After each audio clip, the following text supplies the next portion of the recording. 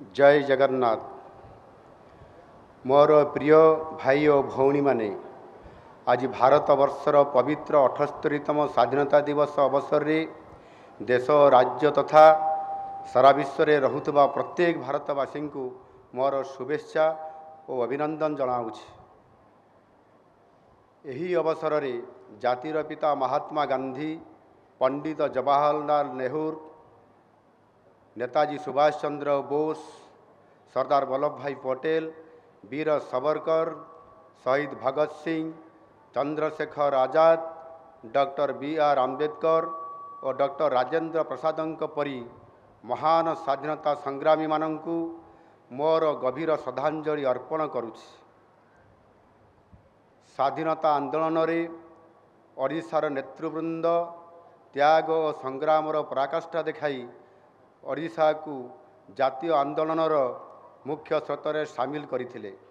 उत्कलमणि पंडित गोपबंधु दास, उत्कल गौरव मधुसूदन दास, नवकृष्ण चौधरी, गोपबंधु चौधरी, शहीद लक्ष्मण नायक, वीर सुरेंद्र साय, माधव सिंह, चकरा बिशई, रेंडो माझी, माँ रमादेवी, माँ मालती चौधरी, डॉक्टर हरेकृष्ण महताब, विजु पट्टनायक और माँ पार्वती गिरी परी महानुभवों असीम बलिदान को मन पकाई समानों प्रति मोर श्रद्धांजलि अर्पण करुछि।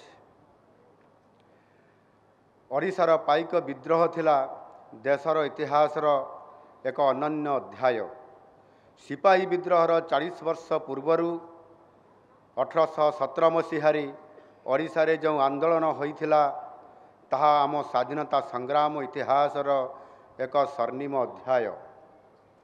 यही अवसर में पाइक विद्रोहर महानायक बक्सी जगबंधु और जय राजगुरुं परी महान देशप्रेमी और वीर योद्धा प्रति मोर सम्मान और श्रद्धांजलि अर्पण करुछि। देशर शांति और सुरक्षा पाई शहीद होइतबा प्रतिरक्षा बाहिनीर वीर सैनिक और सुरक्षा बाहिनीर अमर जवान मानक प्रति मध्य यही अवसर में मोर श्रद्धांजलि अर्पण करुछि। भारतर स्वाधीनता संग्राम सारा विश्व इतिहास रे एक अनन्य अध्याय। महात्मा गांधी सत्याग्रह और नेताजी सुभाष चंद्र बोस संग्रामर आह्वान इंग्रेज शासनर मूलदुआ को दहलाई देइथिला। से संग्राम त्याग और बलिदान स्वरूप आज आमे एक स्वाधीन देशर नागरिक भावरी विश्व दरबार रे प्रतिष्ठा लाभ करिछु। आजिर दिवस हेउछि आमर महान स्वाधीनता संग्रामी मानकर जीवनरू अनुप्रेरणा नहीं देशर प्रगति पाई निजको पुनर्प्रतिबद्ध करिवार दिन। एहा भितरे 77 वर्ष बीतीगलाणी। देश एवं अमृत काल दे गति करुछि। यही अमृत काल मध्य यशस्वी प्रधानमंत्री नरेंद्र मोदी जी नेतृत्व में भारत एवं विश्वर सबुठारु द्रुत अभिवृद्धि संपन्न देश भाव समग्र विश्व रे प्रतिष्ठा हासिल करिछि। देशर अर्थनीति आज प्राय $4 ट्रिलियन रे पहुँची सारिलाणी। मोदी जी नेतृत्व में भारत आउ अल्प किछि वर्ष मध्य $5 ट्रिलियन अर्थनीति रे पहुँचब। मात्र 10 वर्ष भितर भारत वर्ष विश्व अर्थनीति रे 11 स्थान आसी आज विश्वर 5म बृहत अर्थनीति रे पहुँची पारिछि। खूब शीघ्र विश्वर श्रेष्ठ 3टी अर्थनीति मध्य आमे स्थान हासिल करने को जाउछु। आतंकवाद दमन और नक्सल दमन क्षेत्र में आमे उच्च सफलता हासिल करिछु। सारा विश्व आज विभिन्न क्षेत्र में भारतर नेतृत्व आशा करुछि और तार नेतृत्व को सम्मान मध्य देउछि। भारतर स्वाधीनतार शतवार्षिकी अवसर में 2047 मसीहा सुधा आमे निश्चित भाव विश्वर अग्रणी देश मानक मध्य स्थान पाइबू एवं भारत को विश्वगुरु हेबार लक्ष्य निश्चय पूरण करिबू। आजिर दिनटी आम ओडिशा पाई खूब गुरुत्वपूर्ण। ओडिशा आज परिवर्तनर पथर यात्रा आरंभ करिछि। ओडिशावासी प्रचार सर्वस्व विकासर रास्तार बाहरी आज कर्म सर्वस्व विकास पाई रास्ता बाछिछन्ति। आत्मा विहीन गति को अस्वीकार करी अस्मिता को स्वीकार करिछन्ति। ओडिशावासी स्वाभिमानी इतिहास यार साक्षी रहिछि। एही माटी दिने चंडाशोक को शर्माशोक परिवर्तन करिथिला। अशोक कलिंग माटीर इतिहास परिवर्तन करने को आसीथिले, किंतु आमे तांकर हृदय परिवर्तन कर देइथिले। एहार अनेक वर्ष परे सम्राट खारवेल मगध विजय करी कलिंगर पराकाष्ठा देखैथिले।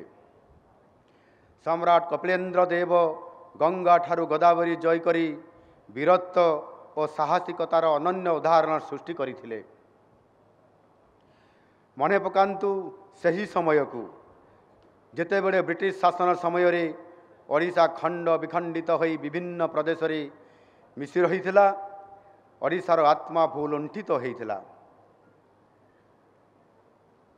आउ सेतेबेले आमर ओडिया बरपुत्र माने यथा उत्कल गौरव मधुसूदन दास, महाराजा श्रीरामचंद्र भंजदेव, महाराजा कृष्णचंद्र गजपति और आहुरी अनेक नेतृवृंद संग्राम आम पाई स्वतंत्र राज्य प्रतिष्ठा करिवार रास्ता फिटाइथिला।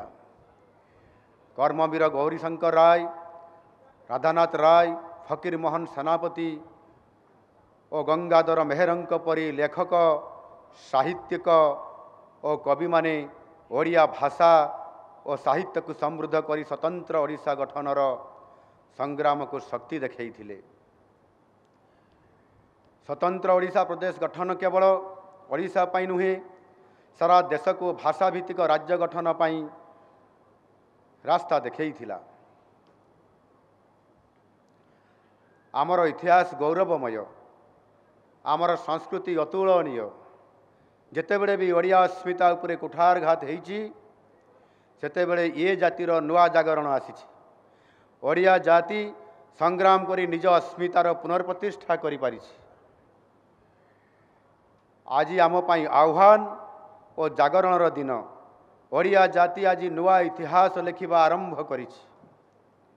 ओडिया अस्मिता और स्वाभिमान सहित विकासर शिखर छुईबा को शपथ नैछि। एही नुआ यात्रारे आमको जो दायित्व मिली आमे ताकू काय मन और वाक्य पालन करिवु।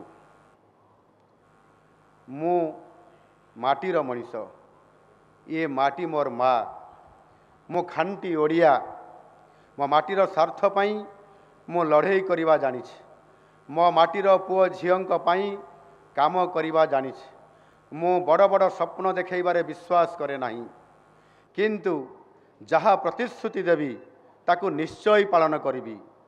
आपणक सरकार आपणकू जो प्रतिश्रुति देइथिले ताकू गोटिए गोटिए करी पालन करी चलीछंती। आमर प्रतिश्रुति पथर रे अंका होइथिबा चित्र परी। महाप्रभुंक श्रीमंदिर चारिद्वार खोलिबा ठारू आरंभ करी रत्न भंडार खोलिबा, ओडिया अस्मिता पाई पांठी सृष्टि करिबा, ओडिया भाषा रे सरकारी कार्य करिबा पाई प्रशासन को प्रस्तुत करिबा आदि अनेक प्रतिश्रुति आमे प्रथम 60 दिन रे पालन करि सारिछु। आमर कृषक भाई भौणी मानकर आर्थिक उन्नति और महिला मानकर सामग्रिक विकास आमर मुख्य संकल्प। शासनर 100 दिन मध्यरे से 2टी प्रतिश्रुति पूरण करिबा पाई आम सरकार निष्पत्ति नैछंती। बजेट रे एथिपाई विधिबद्ध भावे अर्थ बराद करा जाइछि। धान क्विंटाल पिछा 3100 टंका सारा देश रे सर्वाधिक। सुभद्रा योजना रे महिला मानंकु 50,000 टंका लेखाएं देवा पाई अर्थ बराद करा जाइछि। माननीय प्रधानमंत्री नरेंद्र मोदी जी जन्म दिवस अवसर रे सेप्टेम्बर 17 तारिख रे तांक गरिमामय उपस्थिति रे एही योजनार शुभारंभ करा जिवा पाई कार्यक्रम रखा जाइछि। आमर एही 2टी गुरुत्वपूर्ण पदक्षेप ओडिशार ग्रामांचल अर्थनीति को चलचंचल करिब एवं आमको विकास पथरे आगई नेब। ग्रामांचल अर्थनीति समृद्ध हेले सारा ओडिशा समृद्ध हब।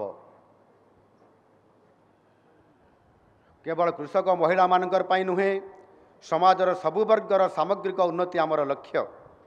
सेथिपाई आदिवासी बहुल जिला मानकर सामूहिक विकास पाई पेशा आईन लागू करने पाई आमे पदक्षेप नौछु।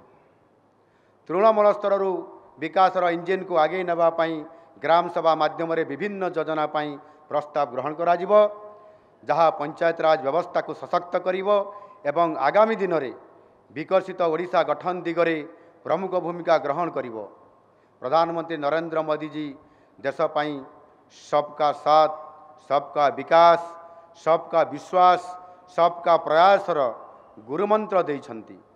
सही मंत्र रे दीक्षित होई समस्त को सामिल करी ओडिशावासी सेवा करने को आमे प्रतिश्रुतिबद्ध।